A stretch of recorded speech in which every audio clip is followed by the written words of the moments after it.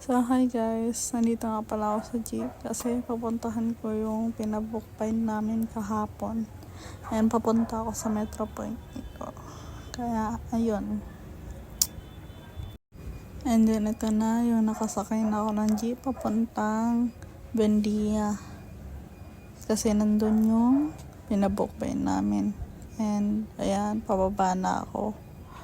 Tapos, bali itong pinuntahan ko na to is tapat lang siya ng dati kong school na Arellano University. Yung Jose Abad. Ayun, may katabi rin siya ng Mang Inasal. And then, tatawid na rin ako kasi andun siya sa kabila.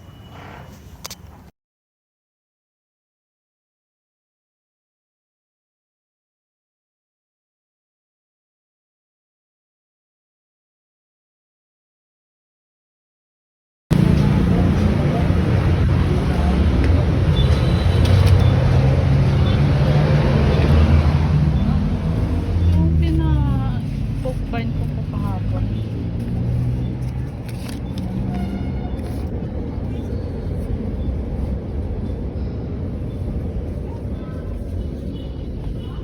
So, ito na nga, nakuha ko na yung pinabookbind namin kahapon.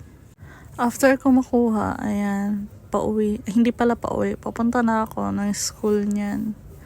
Bali, sasakay ako ng pa-Libertad. Then, yun, after doon, pagkababa ko doon, maglalakad na lang ako. So, ayan, nakababa na ako, diba, mabilis lang. Hindi ko na siya pinahaba pa.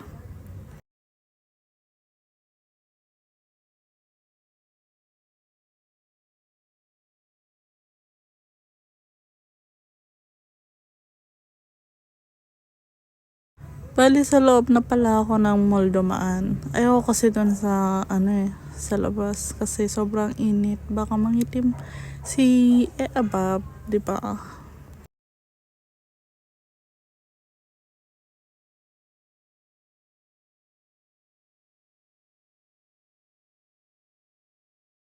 So, yun. Fast forward, nakarating na ako dito sa school.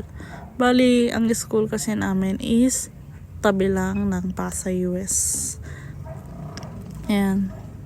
Dito ako dumaan, di ba? Bali, itong dinadaanan ko is Pasay West.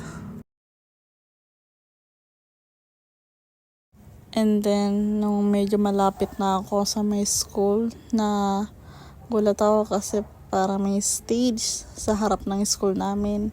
So, naisip ko baka may event. Kaya, hindi ko alam kung saan ako dadaan niya, pero bahala na lang.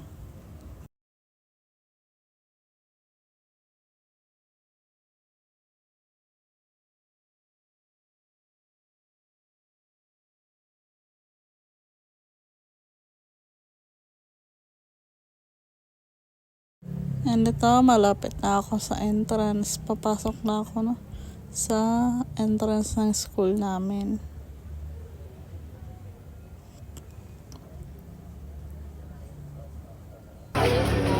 Pagkapasok ko, akit na ako na makita ko. Makit na ako kasi narinig. Lagay ko na yung doon sa office na at lagay ko sa alasan ko. And then, pagkalagay ko, bumaba na ako. Uuwi na sana ako na that time.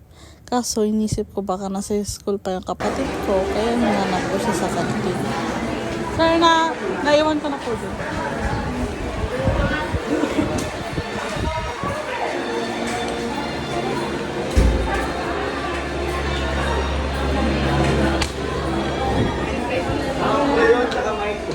Ano sabi niyo sa number 1? Mas Lord.